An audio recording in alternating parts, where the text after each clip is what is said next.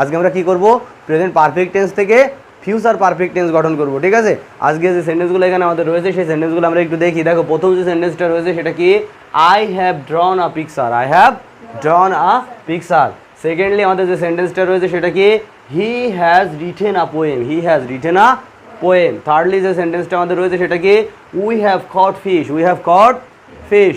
Fourthly যে সেন্টেন্সটা আমাদের রয়েছে সেটা কি, they have done the work, they have done the work.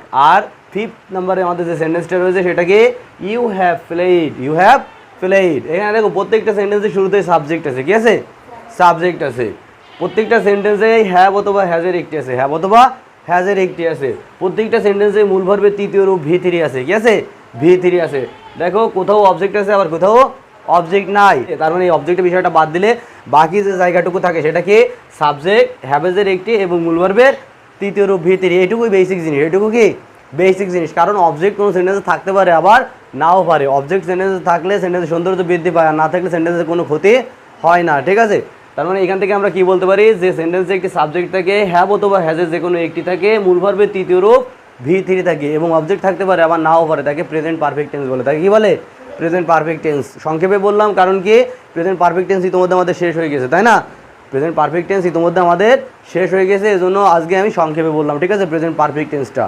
এখন এই প্রেজেন্ট পারফেক্ট টেন্স থেকে কীভাবে আমরা ফিউচার পারফেক্ট টেন্স গঠন করতে পারি সেটা শিখবো, তাই না।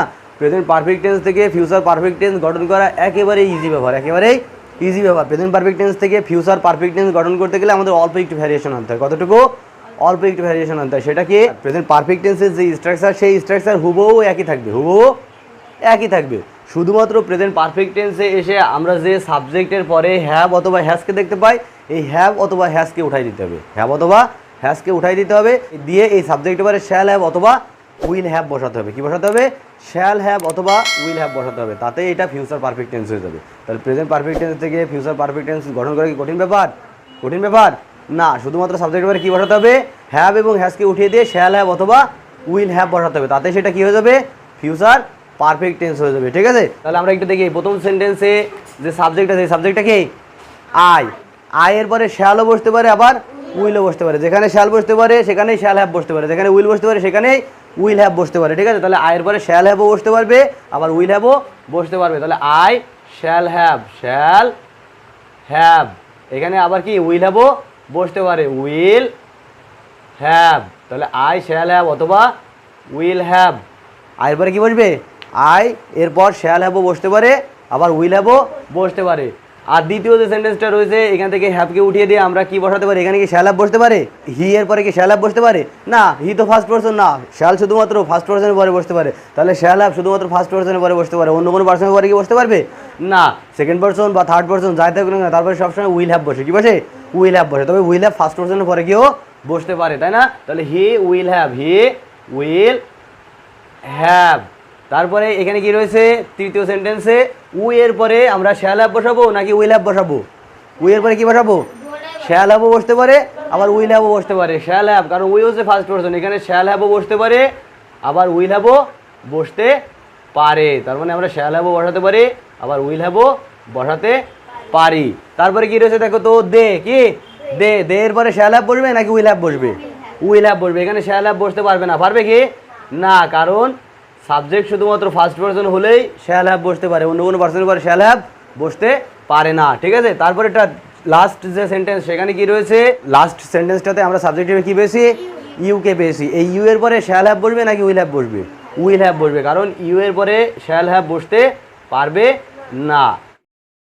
এই যে সেন্টেন্সগুলো আমরা সাজালাম, এই সেন্টেন্সগুলো এখন কিসে চলে আসলো, ফিউচার পারফেক্ট টেন্সে চলে আসলো, ঠিক আছে। অর্থাৎ প্রেজেন্ট পারফেক্ট টেন্সকে কনভার্ট করে আমরা ফিউচার পারফেক্ট টেন্সে নিয়ে চলে আসলাম। প্রেজেন্ট পারফেক্ট টেন্স থেকে ফিউচার পারফেক্ট টেন্স গঠন করা কঠিন ব্যাপার না। এখন আমরা এই সেন্টেন্সগুলো আরেকটু অ্যানালাইজ করি। দেখো প্রত্যেকটা সেন্টেন্সে সাবজেক্ট আছে, কি আছে, সাবজেক্ট আছে। দেখো এই সেন্টেন্সে শ্যাল হ্যাভও আছে এবং উইল হ্যাভও আছে, শ্যাল হ্যাভও আছে এবং উইল হ্যাভও আছে। এই সেন্টেন্সে উইল হ্যাভ আছে, এই সেন্টেন্সে শ্যাল হ্যাভও আছে আবার উইল হ্যাভও আছে। এই সেন্টেন্সে শুধুমাত্র উইল হ্যাভ আছে, এই সেন্টেন্সেও শুধুমাত্র উইল হ্যাভ আছে। তাহলে শ্যাল হ্যাভও নাই, উইল হ্যাভও নাই, এমন একটা জায়গাও কি আছে না।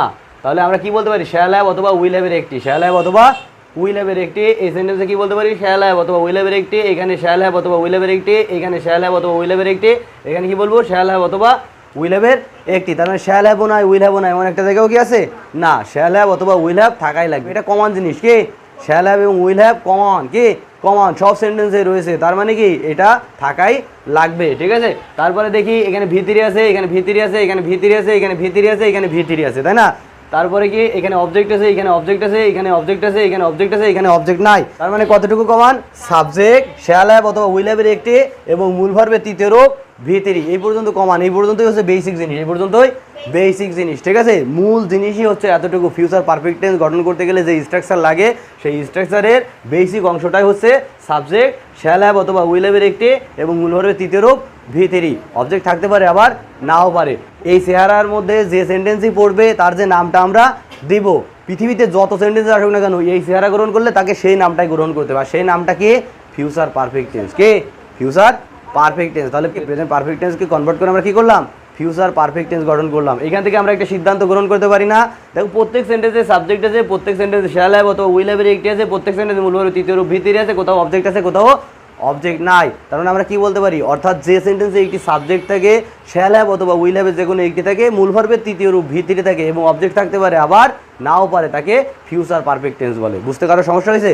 তাহলে আরও একবার শোনো, যে সেন্টেন্সে একটি সাবজেক্ট থাকে, শ্যাল হ্যাভ অথবা উইল হ্যাভের যে কোনো একটি থাকে, মূল ভার্বের তৃতীয় রূপ ভিতরি থাকে এবং অবজেক্ট থাকতে পারে আবার নাও পারে, তাকে কি বলবে, ফিউচার পারফেক্ট টেন্স। তাকে কি বলবে, ফিউচার পারফেক্ট টেন্স, ঠিক আছে। বুঝতে কারো সমস্যা আছে? তাহলে এই সেন্টেন্সগুলোকে কনভার্ট করে আমরা কি টেন্সে নিয়ে গেলাম, ফিউচার পারফেক্ট টেন্সে। তাহলে এখানে কি এই প্রেজেন্ট আর থাকবে, এই প্রেজেন্ট শব্দটা উঠিয়ে দিতে হবে, উঠিয়ে দিয়ে এখানে কি বসাতে হবে, ফিউচার, FUTURE, অর্থাৎ এই সেন্টেন্সগুলো এখন কনভার্টেড হয়ে গিয়েছে এবং কনভার্টেড হয়ে এটা ফিউচার পারফেক্ট টেন্সের রূপ ধারণ করেছে, ঠিক আছে। তাহলে আমরা কি বলতে পারি, যে সেন্টেন্সে একটি সাবজেক্ট থাকে, শ্যাল হ্যাভ অথবা উইল হ্যাভের যে কোনো একটি থাকে, মূল ভার্বের তৃতীয় রূপ ভিতরি থাকে এবং অবজেক্ট থাকতে পারে আবার নাও পারে, তাকে ফিউচার পারফেক্ট টেন্স বলে। তাহলে প্রেজেন্ট পারফেক্ট টেন্স থেকে ফিউচার পারফেক্ট টেন্স গঠন করা কি কঠিন ব্যাপার না? প্রেজেন্ট পারফেক্ট টেন্সের স্ট্রাকচার হুবহু থাকছে, তাই না। প্রেজেন্ট পারফেক্ট টেন্সের স্ট্রাকচার হুবহু থাকছে, শুধুমাত্র সাবজেক্টের পরে গিয়ে আমরা যে প্রেজেন্ট পারফেক্ট টেন্সে হ্যাভ এবং হ্যাজ থেকে সেই হ্যাভ এবং হ্যাজকে উঠাই দিচ্ছি, দিয়ে শ্যাল হ্যাভ অথবা উইল হ্যাভের একটিকে বসিয়ে দিচ্ছি। যেখানে শ্যাল হ্যাভ বসে সেখানে শ্যাল হ্যাভ বসাচ্ছি, যেখানে উইল হ্যাভ বসে সেখানে উইল হ্যাভ বসাচ্ছি, আবার যেখানে শ্যাল হ্যাভ অথবা উইল হ্যাভের দুইটাই বসে সেখানে দুইটাই রাখছি, রাখলে সেটা কী হয়ে যাচ্ছে, ফিউচার পারফেক্ট টেন্স হয়ে যাচ্ছে। এখন এই চেহারার মধ্যে পৃথিবীতে যত সেন্টেন্স আসুক না কেন সেই সেন্টেন্সের নাম কী হবে, ফিউচার পারফেক্ট টেন্স। শুধুমাত্র এইগুলোই কি ফিউচার পারফেক্ট টেন্স না, এই চেহারার মধ্যে পৃথিবীতে যত সেন্টেন্সে আসবে তার নাম হবে ফিউচার পারফেক্ট টেন্স। বুঝতে কারো সমস্যা হয়েছে না? এখন ফিউচার পারফেক্ট টেন্সের আরও একটা ধরন আছে, ঠিক আছে। ফিউচার পারফেক্ট টেন্সের আরও একটা ধরন আছে, সেটা আমি তোমাদের শেখাচ্ছি। তার আগে এটা তোমরা উঠিয়ে নাও, ঠিক আছে। এটা উঠানোর পরে আমি তোমাদেরকে সেই ধরনটা আবার বোঝাচ্ছি, ঠিক আছে। তাহলে মুছে দিলাম।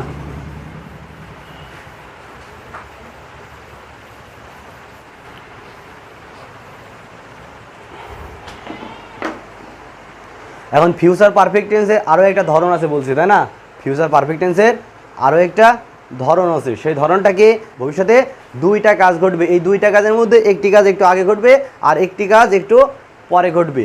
ভবিষ্যৎকালে দুইটি কাজ ঘটবে, অর্থাৎ ভবিষ্যৎকালে দুইটা কাজ ঘটার যদি সম্ভাবনা থাকে, ভবিষ্যৎকালে যদি দুইটা কাজ ঘটার সম্ভাবনা থাকে, এর মধ্যে একটি কাজ একটু আগে ঘটবে এবং বাকি কাজটা ওই যে প্রথম কাজটা ঘটবে তার একটু পরে গিয়ে যদি ঘটে, সেই ক্ষেত্রেও ফিউচার পারফেক্ট টেন্স গঠিত হতে পারে, ঠিক আছে।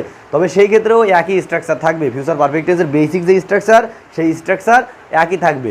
শুধুমাত্র বাকি যে কাজটা সেই কাজটা আমাদের প্রেজেন্ট ইনডেফিনাইট টেন্সে লিখতে হয়। বাকি কাজটা কিসে লিখতে হয়, প্রেজেন্ট ইনডেফিনাইট টেন্সে লিখতে হয়। মজার ব্যাপার না? বাংলাটা তোমাদের লিখে দিই, তাহলে বুঝতে সুবিধা হবে, ঠিক আছে। বাবা বাড়িতে আসার আগে, বাবা বাড়িতে আসার আগে আমি কাজটি শেষ করে থাকবো, শেষ করে থাকবো। বাবা বাড়িতে আসার আগে আমি কাজটি শেষ করে থাকবো।